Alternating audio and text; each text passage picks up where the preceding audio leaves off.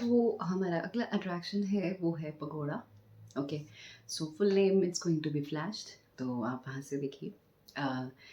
Okay, तो जो पकौड़ा है वो बेसिकली फेमस है कि जैसे जो रॉयल फैमिलीज़ होती हैं, जो किंग्स होते हैं, वो वहाँ पे प्रे करने आते हैं। एंड जैसे लूनर फेस्टिवल के टाइम पे, या फिर कोई बुद्धिस्ट एनिवर्सरीज या कोई और सेलिब्रेशन होती है तब, ठीक है, वो उसी चीज़ के लिए फेमस है। एंड इसका नाइट व्यू देखना तो मस्ट है, ये तो बनता ही है, बहुत ही खूबसूरत है। ये सारा चारों ओर रिवर होती है, तो वो काफ़ी, उसका नज़ारा बहुत ही सुंदर लगता है।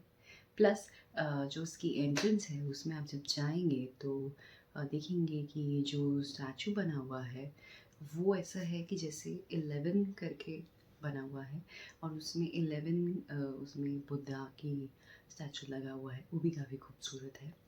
प्लस वहाँ की जो खासियत है वो ये है कि जैसे ब्यूटीफुल व्यू तो है, लेकिन जो लोकल लोगों के लिए भी वो वर्शिप करने वहाँ पे जाते हैं, प्रे करते हैं for their luck and better living, इन चीज़ों के लिए वो जाते हैं वहाँ पे।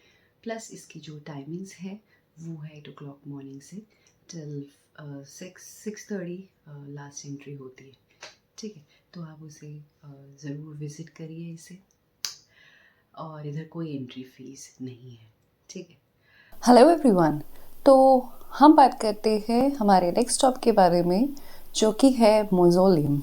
ओके, तो वो फेमस है कि जैसे जो वियतनाम के लीडर और प्रेसिडेंट थे, हो ची मिन जो थे, उनका अंकल हो भी बोलते हैं उन्हें, उनका रेस्टिंग प्लेस है। ठीक है, तो वो उनका जो डेड बॉडी है वो ग्लासेस में उन्होंने सेव करके वहाँ पे, तो गार्ड्स होते हैं वहाँ पे जो उसको गार्ड करते हैं, तो वो भी वहाँ मौज़ोलियम में वहाँ पे है। एंड उधर जो मौज़ोलियम में मेन चीज़ है वो ये है कि 250 के करीब भी प्लांट्स वहाँ पे है। तो बेसिकली जो मौज़ोलियम है वहाँ कोई एंट्रेंस फी नहीं है, वो काफ़ी बड़ी जगह है और एंड काफ़ी ब्यूटीफुल है। तो हम बात करते हैं हमारे अगले अट्रैक्शन की, जो है टेम्पल ऑफ लिटरेचर। ओके, तो जो टेम्पल ऑफ लिटरेचर है और जो प्रिजन है, तो ये जो सिटी साइड बसिंग टूर है, ये आपको दोनों में से एक ऑप्शनल टिकट देते हैं, ठीक है। टेम्पल ऑफ लिटरेचर का जो प्राइस है वो है $10, ठीक है।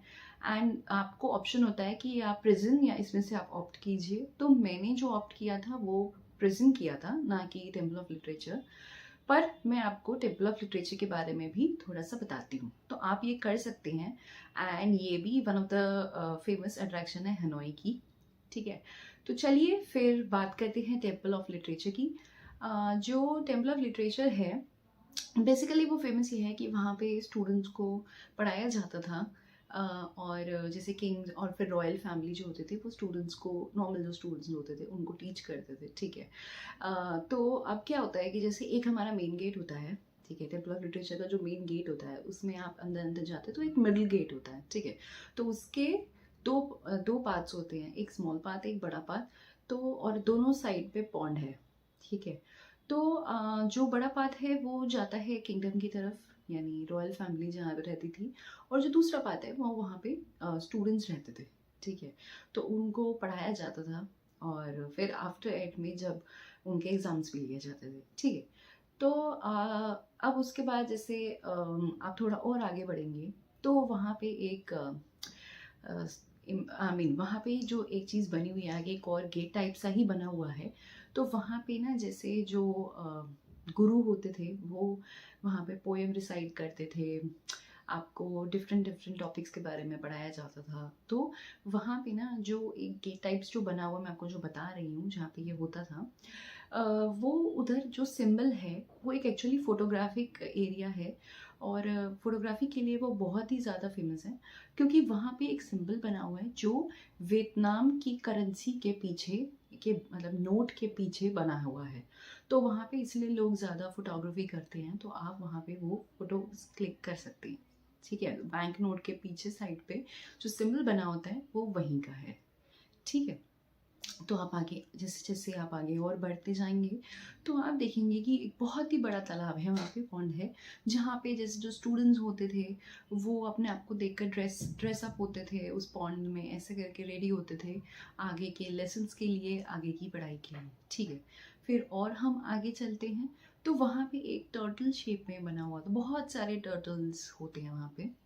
तो उन टर्टल का सिग्निफिकेंस क्या है? उन टर्टल का सिग्निफिकेंस ये है कि वो ये बताता है कि कितने लोग वहाँ से ग्रेजुएट हुए, कितने जैसे कितने लोगों को वहाँ की डिग्री मिली, पीएचडी, बीए, जो भी, वो सारे वहाँ का बताता है कि उसी मतलब उसी उतने ही टर्टल्स वहाँ पे रखे हुए हैं। ठीक है, एंड ये भी कहा जाता है कि जो स्टूडेंट्स पेपर देने जाते थे तो वो टर्टल को टच करके जाते as a blessing before the exam.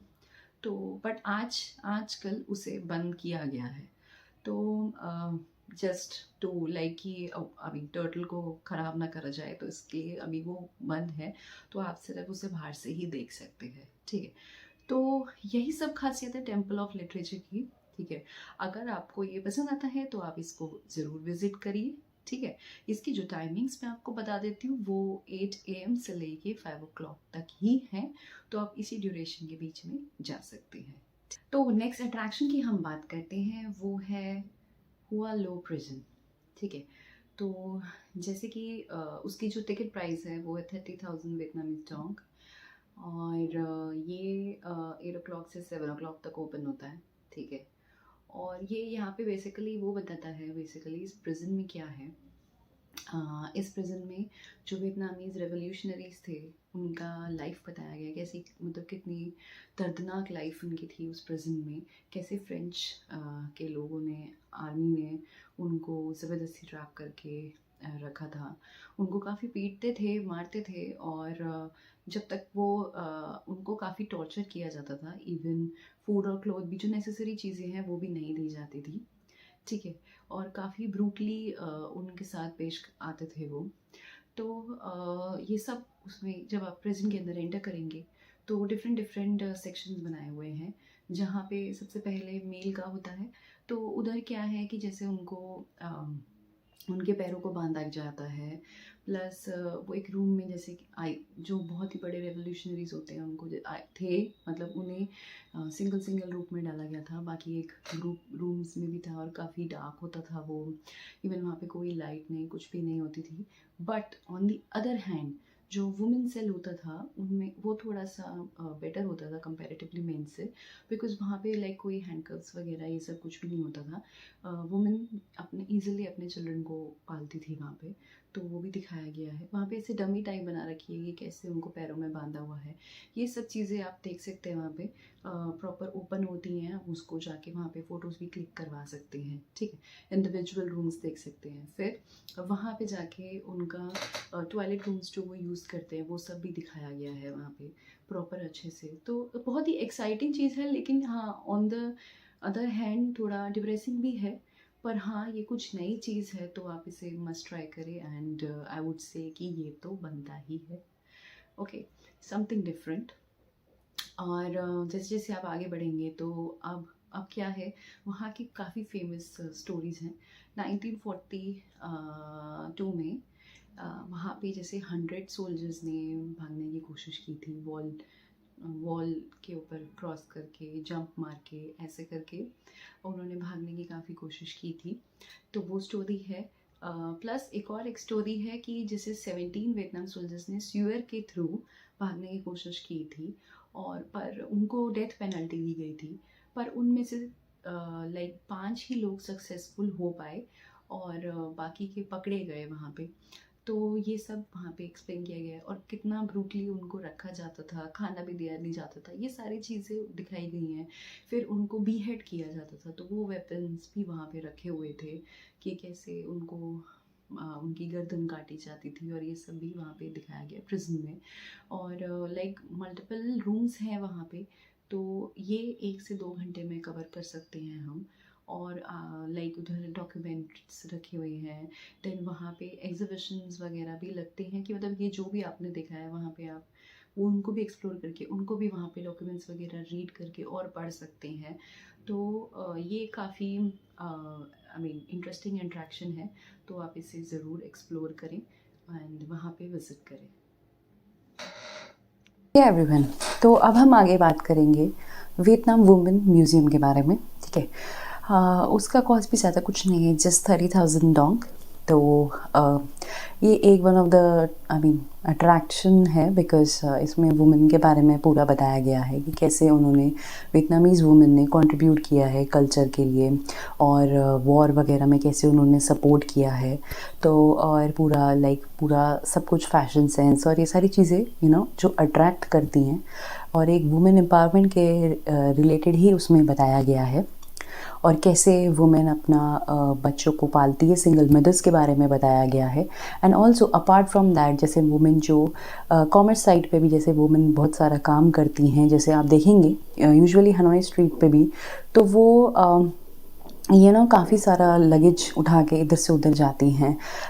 जैसे वो काफ़ी चीज़ें डिस्ट्रीब्यूट भी करती हैं, तो दोनों शोल्डर्स पे ऐसे अटैच्ड होके वो कैरी करके सारा सामान इधर से उधर बेचती हैं। तो वो सब भी सारी चीज़ें वहाँ पे उनके जो भी सेल करने के सारे जितने भी साधन हैं वो सारी चीज़ें दिखाई गई है।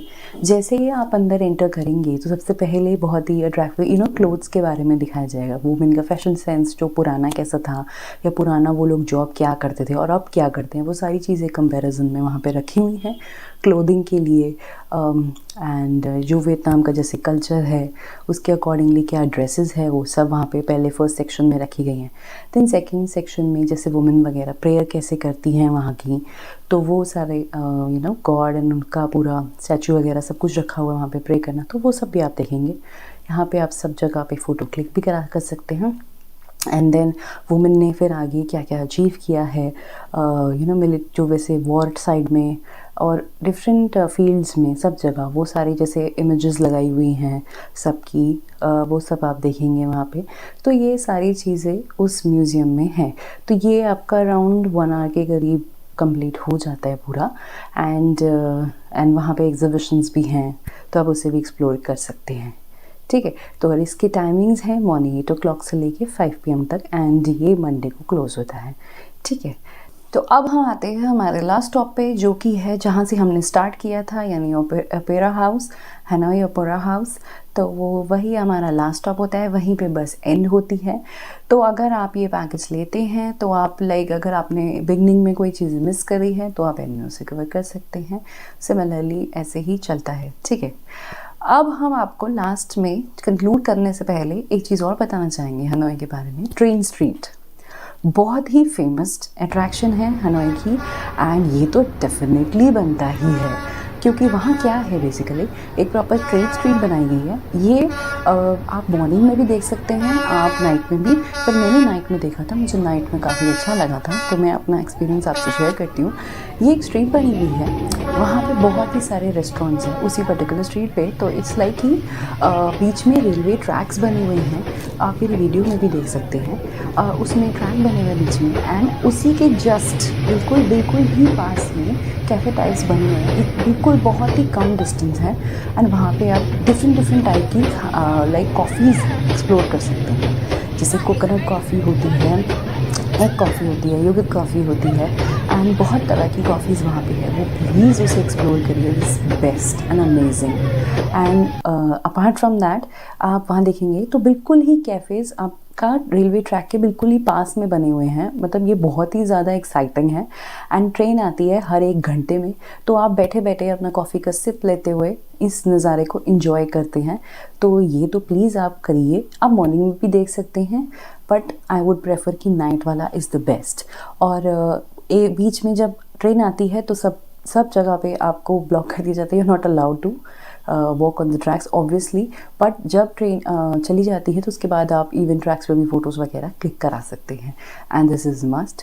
सो अगर आपको ये वीडियो पसंद आई हो तो प्लीज़ इसे लाइक कीजिए, सब्सक्राइब कीजिए, एंड मुझे मोटिवेट कीजिए। Thank you.